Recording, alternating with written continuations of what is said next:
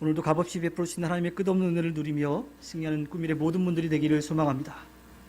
2021년 하나님의 은혜를 고백하고 또 부족했던 모습도 우리가 겸손하게 하나님 앞에 회개했어요. 그리고 하나님께서 우리들에게 허락해 주신 2022년은 하나님의 역사와 섭리 돌보신 가운데 힘을 얻어서 맡겨진 일을 감당하기로 결단하며 우리 기도했습니다. 그 기도가 헛되지 않고 우리의 결단 또 우리의 고백이 되고 하나님께서 그 기도에 응답하여 주셔서 우리를 새롭게 하시고 힘을 주실 줄로 믿습니다. 빌립보서 3장의 말씀을 전체적으로 쭉 살펴보면요, 사도 바울의 영적인 신앙 고백, 그 영적인 자서전이라고 볼 수가 있습니다. 오늘 말씀에 보면 이 10절과 11절에 그는 그가 살아왔던 지난날의 모습을 다 내려놓고 예수 그리스도를 만난 다음에 새롭게 살아가는 모습에 대해서 고백을 하고 있어요. 그 고백의 내용을 살펴보면 그리스도를 아는 것이라고 이야기합니다. 우리가 바울에 대해서 잘 알고 있지만 처음에는 예수 믿는 사람들을 핍박했던 사람, 예수 믿는 사람을 죽이는 것을 당연하게 여겼던 그러한 사람이었어요. 왜냐하면 그가 예수님에 대해서 제대로 알지 못했던 거예요. 그가 이제 예수님을 알게 되었을 때 예수님을 전하는 자로 바뀌게 된 겁니다. 우리가 성경을 통해서 늘 이야기하지만 성경에서 안다라고 하는 것은 그냥 이름만 알고 나만 알고 하는 그런 존재가 아니라는 거죠. 서로 아주 친밀하게 속마음까지도 다 아는 것. 하나님은 우리를 그렇게 아십니다. 우리도 하나님을 그렇게 알아야 되는 거죠. 바울은 그전에 예수님을 제대로 알지 못했지만 이제 예수님을 제대로 알았어요. 그리스도를 알아서 그리스도를 전하는 삶을 살아간다라고 이야기합니다. 그는 또 부활의 능력을 깨달았다라고 이야기합니다. 부활이라고 하는 것은 사실은 승리를 이야기하는 거예요. 어떤 승리라면 죽음을 이기는 승리를 이야기하죠.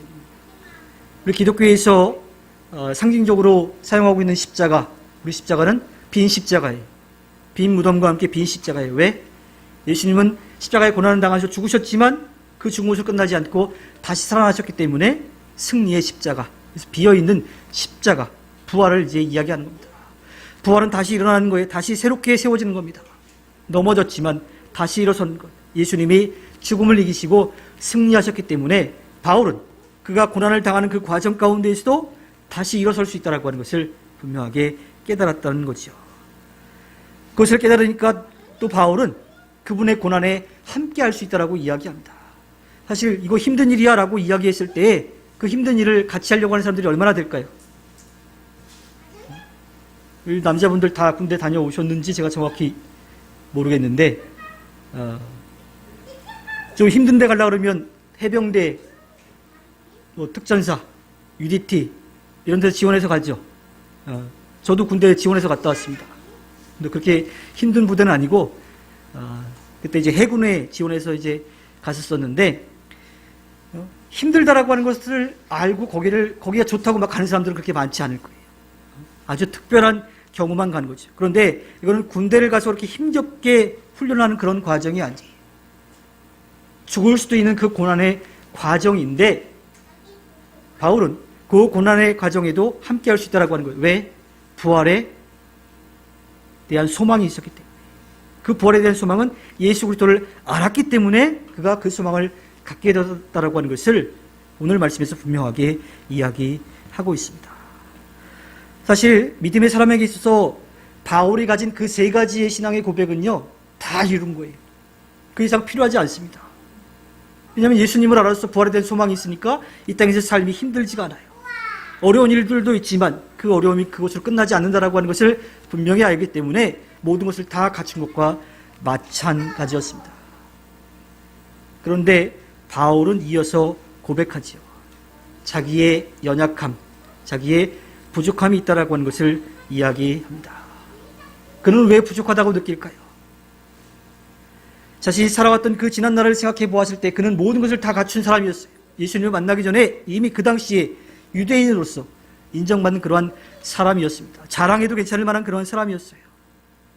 그런데 예수님을 만나고 나니까 그것들이 정말 필요 없는 것처럼 또 배설물처럼 그렇게 여긴다라고 이야기했던 사람입니다. 그리고 또 기독교인으로서 믿음에 대한 모든 것들을 다 갖추는 그러한 모습도 가졌어요. 그런데 그가 부족하다라고 이야기합니다.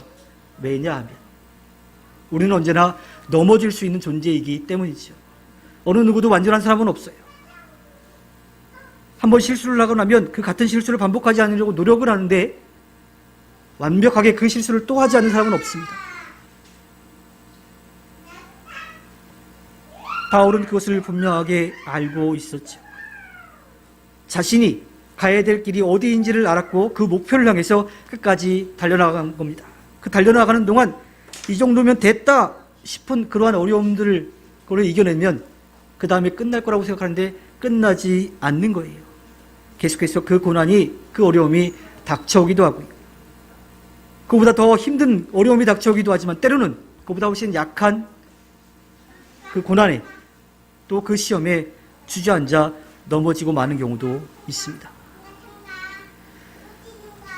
제가 뭐 많은 삶을 살아온 건 아닌데 하나님 앞에 철저하게 회개했던 적이 있습니다. 저도 성격이 그닥 그렇게 유한 성격은 아니에요. 표정에서 지금 마스크를 쓰고 있으니까 표정이 좀 덜 드러나겠지만 표정에 모든 감정이 다 드러나는 사람입니다. 저희 어머니가 살아계실 때 늘 저한테 목사가 그렇게 감정이 다 드러나서 어떻게 하겠냐 그런 이야기를 이제 많이 하셨었는데 제가 그게 부족하다는 걸 알아서 최대한 그 감정을 표현하지 않으려고 그런 마음 자체를 가지지 않으려고 나름대로 노력을 하는데 생각처럼 쉽게 되진 않죠. 그래서 이 정도는 내가 조심해야지라고 하는 생각이 딱 들어요. 그걸 딱 넘어섰어. 이제 됐다 싶으면 꼭 그 이상의 어려움이 꼭 다가오는 거죠. 그러면 또 한번 주저앉는 거예요. 그 다음에 여기까지 내가 못 참았구나. 내가 아직도 인격적으로 덜 됐구나 라고 하는 자신을 돌아보게 되는데 거기서 끝나지 않습니다. 또 때로는 그보다 더 힘든 상황이 아닌데도 불구하고 그냥 주저앉아서 걸려 넘어지는 경우들도 분명히 있더라고요. 우리 모두가 다 마찬가지일 거예요. 바울도 그것을 알고 있었던 겁니다.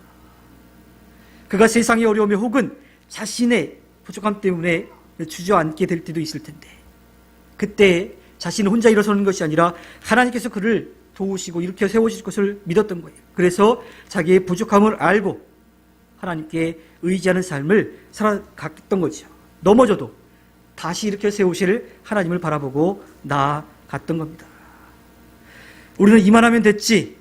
나는 저 사람보다 훨씬 내가 이런 거 많이 했는데 라고 생각하는 순간 넘어지는 거예요. 그때가 가장 조심할 때인 겁니다. 바울은 유대교적으로도 또 기독교적으로도 봤을 때에 당대에 제일 많은 것들을 또 남들이 인정해 줄 만한 것들을 가지고 있었지만 그는 여전히 목표를 향해 달려가고 있다고 이야기를 해요. 왜냐하면 그 목표가 이 땅에서 끝나지 않기 때문입니다. 또한 바울은 이 뒤를 돌아보는 그런 과정도 이야기하고 있습니다. 자신이 살아왔던 그 모습들을 이제 고백을 하는데 누구나 다 지나온 과거가 있어요. 어떤 사람들은 그 과거를 다 숨기고 싶어 하기도 합니다. 요새 주민등록 번호를 바꾸는 사람들이 많다 그러죠. 지나온 과거를 좀 잊고 싶기도 하고 또 워낙 정보가 많이 뿌려져 있어가지고 그 때문에 전화번호도 바꾸고 주민등록번호도 바꾸고 이름도 바꾸고 막 그렇게 하더라고요. 지나온 과거들은 다 있어요. 그런데 그 과거를 어떻게 생각하느냐에 따라서 그 과거가 나에게 도움이 될 수도 있고 혹은 상처가 될 수도 있는 거죠. 대부분은 이 과거의 그런 이야기들을 별로 드러내고 싶지 않은 그런 마음들이 있을 거예요. 왜냐하면 늘 부족했던 모습들이 보이기 때문이죠. 그런데 하나님은 우리의 그 과거를 완전히 잊어버리십니다. 우리가 철저하게 회개하고 돌아왔을 때 잊어버리세요. 그런데 우리는 기억해야 돼요. 어떠한 기억을 해야 되냐면 내가 잘못했던 적이 있었다라고 하는 것을 통해서 그런 잘못을 다시 저지르지 않도록 노력하기 위해서 기억해야 돼요. 또 하나는 누구나 다 상처가 있습니다. 비슷한 상처를 하더라도 똑같은 상황을 겪는다 하더라도 그 상처를 받아들이는 그 마음들은 다 달라요. 그런데 그 상처를 가지고서 나 저렇게 아팠는데 나 진짜 힘들었는데 아무도 안 도와줬어 하고 절망하는 마음을 갖는다면 잘못된 기억을 갖고 있는 것이죠. 지나온 상처, 아픔들, 그것을 기억하되 어떻게 기억해야 되면, 저 사람도 저만큼 아프겠구나, 저 사람도 저만큼 힘들겠구나 하는 그러한 마음으로 기억을 해야 되는 거예요. 그래서 그 다른 사람의 마음을 다 기억할 수 있을지는 믿지는 못하지만 그들의 마음을 조금이라도 헤아려서 그들을 위로하고 그들을 위해서 기도하는 그러한 모습으로 살아가야 하는 겁니다. 과거 자체를 우리가 바꿀 수는 없어요. 그러나 과거에 대한 우리의 마음가짐은 바꿀 수가 있는 것이요. 지나온 것에 대해서 이래서 아쉬웠는데, 너무 아까웠는데, 너무 억울한데 하는 것으로 끝나버리면요, 그게 평생 상처로 남아있어요. 그런데 부족했던 모습 혹은 채워졌던 그런 모습들을 긍정적으로 떠올린다면, 나와 비슷한 상황에 있는 사람을 위해 기도한다면, 또 기쁨을, 하나님께 영광을 돌리면서 누린다면 지나왔던 과거가 우리에게 늘 도움이 될 것입니다. 바울은 그가 지나왔던 그 삶의 모습들을 쭉 고백하는 과정 가운데 자신의 믿음을 고백했고요. 또 지나왔던 그 모습들 가운데 부족했던 모습을 바라보면서 끝까지 달려가겠다라고 고백하고 있습니다. 또한 내가 달려왔던 그 길도 다른 사람도 똑같이 달려가야 된다고 생각하는 것이 아니라 우리가 어느 단계에 도달했든지 그 단계에 맞춰서 행하자라고 이야기를 해요. 제가 효창교회에서 사역을 할 때 학생들하고 같이 짝축구를 했어요. 짝축구. 왜냐면 두 명이서 손을 잡고 축구를 하는 거예요. 보통 남녀가 이제 짝을 이루는데 손이 떨어지면 공을 차면 안 되는 거예요. 꼭 손을 잡고 같이 뛰어야 돼요. 근데 공을 잘 차는 사람 혹은 빠른 사람이 무조건 주도권을 잡고 공을 차로 뛰어가면 어떻게 될 것 같아요? 그보다 못 뛰는 사람은 힘들어서 못 가요. 그 손을 놓치고 말아버려요. 그럼 어떻게 보조를 맞춰야 되느냐? 조금 느린 사람, 조금 공을 조금 못 차는 사람, 거기에 맞춰야 함께 짝축구를 할 수가 있는 겁니다.